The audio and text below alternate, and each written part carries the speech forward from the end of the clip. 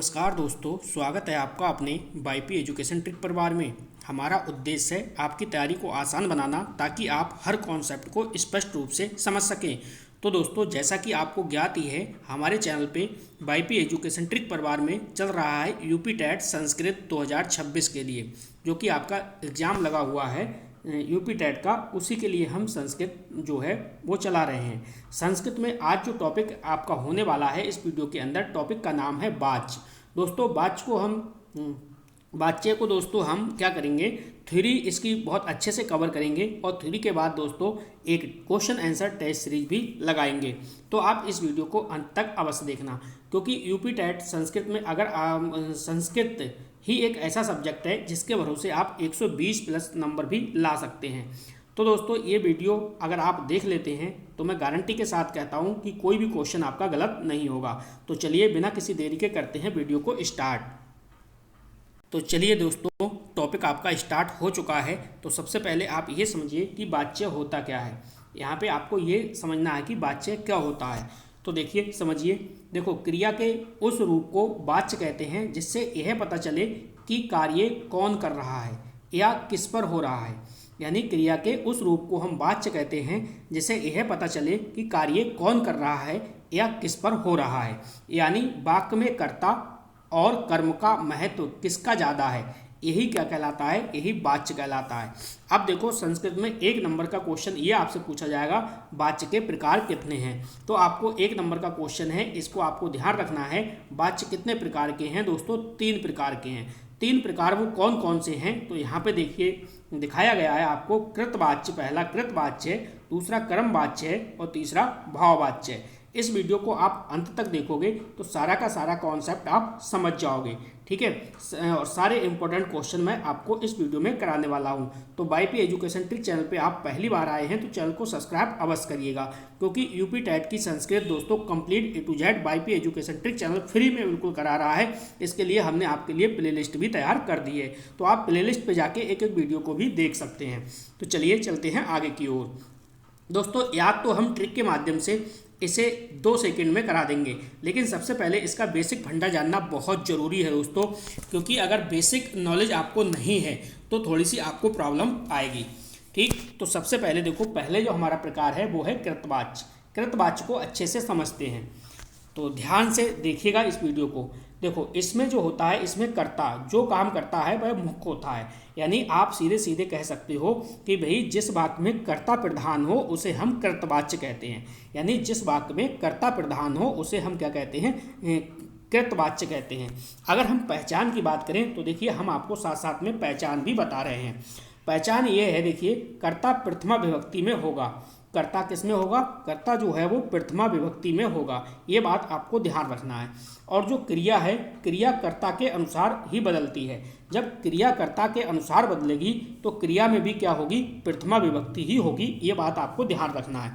जैसे देखिए, मैं उदाहरण के तौर पे आपको समझाने की कोशिश करूँगा। ये देखिए उदाहरण है। उदाहरण क्या है इसको समझो। देखो, रामा पुस्तकम पढ़ती। अब आपको यहाँ पे ये देना है कि जो रामा है ये क्या है? ये कर्ता है, ठीक है। इसके बाद पुस्तकम है, ये क्या है? क्रिया है। इसी प्रकार से पढ़ती है, पुस्तकम जो है वो आपका कर्म है, और जो पढ़ती है आपका, ये आपका क्रिया है। देखो यहाँ पे मैं लिख देता हूँ, ठीक है। ये आपका हो गया कर्ता। 1 सेकेंड रुकिए। ये जो आपका रामा हो गया, ये हो गया आपका कर्ता, क्योंकि जब आप ये पहचानना सीख जाओगे तो आराम से क्वेश्चन आप बना लोगे। पुस्तकम क्या हो गया? ये हो गया आपका कर्म, ठीक है। और ये हो गई आपकी क्या है? क्रिया, ठीक, जैसा कि मैंने यहाँ पे लिखा है। देखो यहाँ पे रामा, रामा में क्या है? कर्ता है, और पढ़ती लास्ट में है तो ये क्रिया है, और पुस्तकम क्या है? कर्म है। तो देखो यहाँ पे इसका हिंदी अगर मैं बात करूँ तो हिंदी इसकी क्या हुई? यानी रामा पुस्तकम पढ़ती। यहाँ पे हुआ राम किताब पढ़ता है। क्या है? राम किताब पढ़ता है। अब देखो, किताब को कौन पढ़ रहा है? राम पढ़ रहा है। इसका मतलब क्या है? यहाँ पे देखो, जो है कर्ता आपका प्रधान है। यहाँ पे जो है वो कर्ता आपका क्या है, प्रधान है, और यही आपको पहचानना है। जिसमें कर्ता प्रधान होगा वो कृतवाच्य होगा, ठीक है, कर्ता प्रधान होगा वो कृतवाच्य होगा। और कृतवाच्य होगा तो कर्ता में कौन सी विभक्ति होगी? अगर मैं यहाँ से पे पूछूं कर्ता है, कर्ता में कौन सी विभक्ति होगी, तो कर्ता में दोस्तों प्रथमा विभक्ति होगी, ठीक है। और जो क्रिया है इसकी, ये पठती यानी जो क्रिया है, क्रिया देखो, क्रिया जो है वो कर्ता के अनुसार बदलती है। जब क्रिया जो है कर्ता के अनुसार बदलेगी तो जो क्रिया है, क्रिया में भी कौन सी विभक्ति होगी? प्रथमा विभक्ति होगी। और जो आपका कर्म है, ये आपका कर्म है पुस्तकम, तो कर्म में कौन सी होगी? यहाँ पे द्वितीय विभक्ति होगी। कौन सी विभक्ति होगी? द्वितीय विभक्ति होगी। पेपर में खूब क्वेश्चन पूछा जाता है कि आप ये बताओ जो कृतवाच्य है, कृतवाच्य में जो कर्ता है उसमें कौन सी विभक्ति होगी? तो कृतवाच्य में जब कर्ता आएगा इसमें जो है प्रथमा विभक्ति होगी, ठीक है। जो कर्म आएगा, कर्म में द्वितीय विभक्ति होगी, और जो क्रिया आएगा, क्रिया में क्या है आपकी, इसमें प्रथमा विभक्ति होगी। ये आपको ध्यान रखना है। चलिए आगे बढ़ते हैं। अब देखते हैं नेक्स्ट। नेक्स्ट क्या है हमारा? वो है कर्मवाच्य। तो कर्मवाच्य को भी अच्छे से समझेंगे। पहले आप ये समझो, देखो कर्मवाच्य हमारी हेडिंग है। कर्मवाच्य में हमने ये समझा भाई, इसमें कर्म यानी जिस पर काम हो रहा है मुख्य होता है। यानी पहचान की अगर मैं बात करूं तो सीधे सीधे आपको ये ध्यान रखना है, कर्मवाच्य में कर्म की प्रधानता होगी। कर्मवाच्य में किसकी प्रधानता होगी? कर्म की प्रधानता होगी। अगर मैं यहाँ पे पहचान की बात करूँ आपसे, पहचान क्या है? तो देखो पहचान ये है, कर्म प्रथमा विभक्ति में होगा, यानी कर्म जो होगा वो प्रथमा विभक्ति में होगा। और जो कर्ता है, कर्ता तृतीय विभक्ति में होगा, यानी के द्वारा क्रिया बदल जाती है, ठीक है। ये आपको ध्यान रखना है। अब देखो एग्जाम उदाहरण समझो। उदाहरण आपने समझा, उदाहरण में देखिए लिखा है पुस्तकम रामायण पठते, ठीक है। अगर मैं इसकी हिंदी की बात करूं तो किताब राम द्वारा पढ़ी गई। अब यहाँ पे जो पुस्तकम है, ये आपका जो पुस्तकम है ना, ये कर्म है। पुस्तकम है, ये आपका क्या है? कर्म हो गया, ठीक है, ये आपका कर्म हो गया। और रामायण ये आपका क्या है? कर्ता हो गया, ठीक है, कर्ता हो गया। तो यहाँ पे आपने वाक्य में ये देखा कि यहाँ तो भाई कर्म प्रधान है, यहाँ तो क्या है? कर्म प्रधान है। और जहाँ पे कर्म प्रधान होगा तो वहाँ पे कौन सा वाक्य होगा? वहाँ पे कर्मवाच्य होगा। ये तो आपने पहचान कर ली, ठीक है। और जो ये पठते हैं, ये आपकी क्या है? ये आपकी क्रिया है, ये आपकी क्रिया है। तो दोस्तों वाक्य में तीन ही बात आपको याद रखनी है, कर्म, कर्ता और क्रिया, यानी कर्ता, कर्म और क्रिया। अगर कर्ता, कर्म, क्रिया और आप छांटना आपको आ गया तो कोई भी क्वेश्चन आपका गलत नहीं होगा। तो यहाँ पे देखो ये बात आपको ध्यान रखनी है। पेपर में क्वेश्चन पूछाएगा कि आप ये बताओ कर्मवाच्य में कर्म में कौन सी विभक्ति है, तो आपकी कौन सी विभक्ति होगी? प्रथमा विभक्ति होगी। और कर्ता की बात करें, ये कर्ता है, ये कर्ता में कौन सी होगी? तृतीय विभक्ति होगी। कर्ता में तृतीय विभक्ति होगी।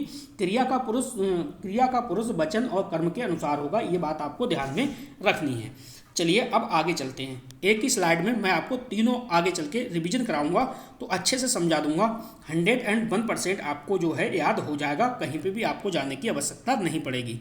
चलिए तो यहाँ पे आप देखिए भाववाच्य, तो थोड़ा सा भाववाच्य को समझ लेते हैं।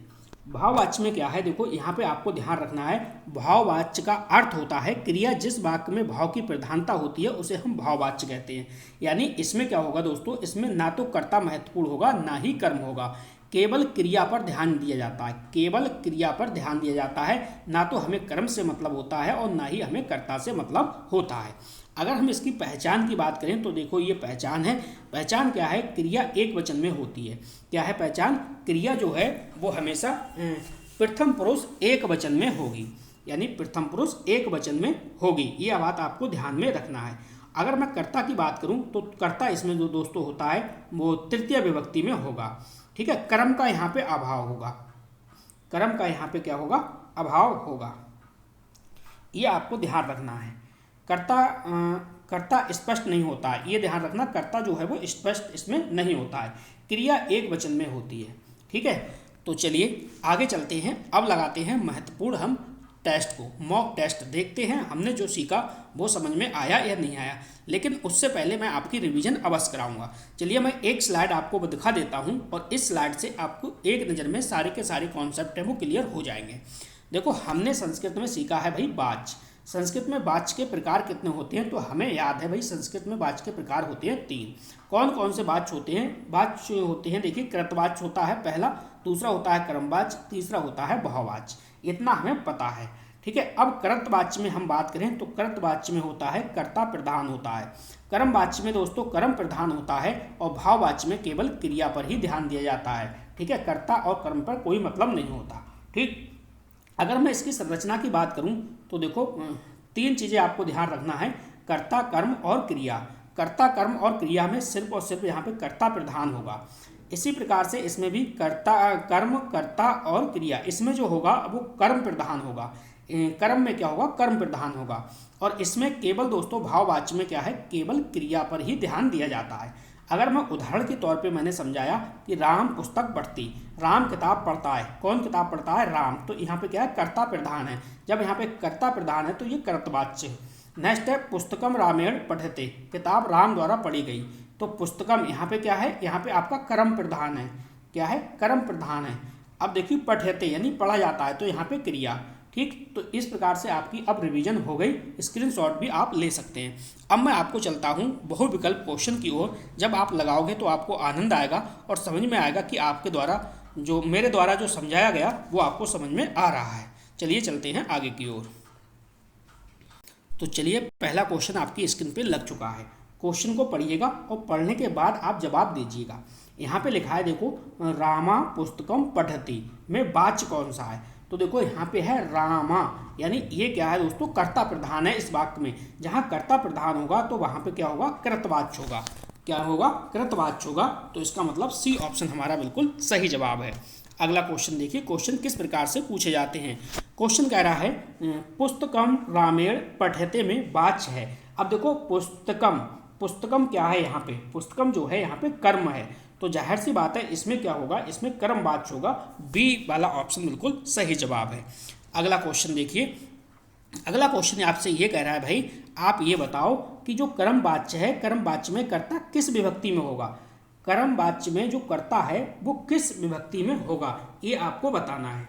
चलिए, तो यहाँ पे किस विभक्ति में होगा? यहाँ पे दोस्तों कर्म वाच्य में जो कर्ता होता है ये तृतीय विभक्ति में होता है। किस विभक्ति में? तृतीय विभक्ति में, यानी सी ऑप्शन बिल्कुल सही जवाब है। अगला क्वेश्चन देखो, क्वेश्चन नंबर 4। क्वेश्चन को पढ़ के आप जवाब दोगे तो आपका क्वेश्चन है कोई भी गलत नहीं होगा। क्वेश्चन नंबर 4 कह रहा है कर्तवाच्य में कर्ता किस विभक्ति में होगा? कर्तवाच्य में कर्ता जो होता है दोस्तों वो प्रथमा विभक्ति में होगा, यानी ए ऑप्शन बिल्कुल सही है। इसी टाइप के सारे क्वेश्चन पूछे जाते हैं और इससे बाहर कोई भी क्वेश्चन नहीं आएगा। आप वीडियो को अंत तक अवश्य देखना। पठते किस वाच्य का उदाहरण है? तो पठते किस वाच्य का उदाहरण है? तो आप देख रहे हो ये क्या है? क्रिया है। जहाँ पे क्रिया होगी तो सिर्फ और सिर्फ क्या होगा? भाववाच्य होगा, यानी सी विकल्प इसका बिल्कुल सही जवाब है। अगला क्वेश्चन देखिए, अगला क्वेश्चन है भाववाच्य में क्रिया कैसी होती है? तो भाववाच्य में जो क्रिया होती है वो कैसी होती है? भाववाच्य में जो क्रिया होगी वो हमेशा एक वचन रूप में होती है। किस में होती है? एक वचन रूप में होती है। बी विकल्प इसका बिल्कुल सही जवाब है। अगला क्वेश्चन देखो, क्वेश्चन नंबर 7। क्वेश्चन नंबर 7 क्या कह रहा है? क्वेश्चन नंबर 7 को पढ़िएगा। क्वेश्चन कह रहा है कर्म वाच्य में मुख्य क्या होता है? तो कर्म वाच्य में मुख्य क्या होता है दोस्तों? तो इसमें होता है कर्म। कर्म की प्रधानता होती है, जिसमें कर्म की प्रधानता होगी वो क्या होगा? कर्म वाच्य कहलाएगा। चलिए अगला क्वेश्चन, अगला क्वेश्चन क्या कह रहा है इसको थोड़ा सा समझिएगा। क्वेश्चन कह रहा है फलम रामेण खाद्यते का वाच्य है, तो बताइएगा इसका सही जवाब क्या है? तो ये फलम, ठीक है।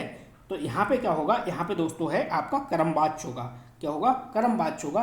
बी वाला ऑप्शन बिल्कुल सही जवाब है।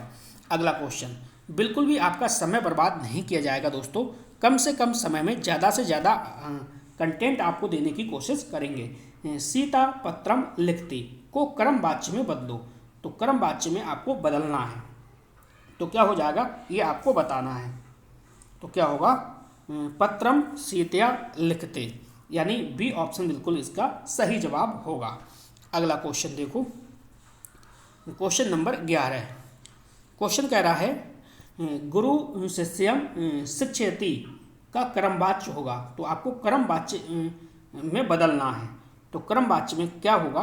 सही जवाब आपको यहाँ पे देना है। तो सही जवाब क्या होगा, शिष्या गुरुड़ा शिच्यते, यानी ए ऑप्शन यहाँ पे बिल्कुल सही जवाब होगा दोस्तों। पहला वाला ऑप्शन बिल्कुल सही जवाब है। अगला क्वेश्चन देखो, अगला क्वेश्चन क्या कह रहा है।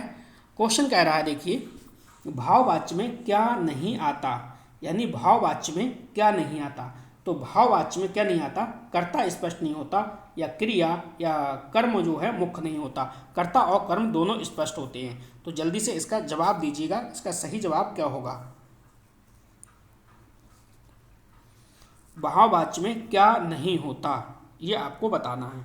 तो भाववाच्य में देखिए कर्ता और कर्म दोनों स्पष्ट होते हैं। ये इसका सही है जी, नहीं, ये इसका बिल्कुल गलत जवाब है।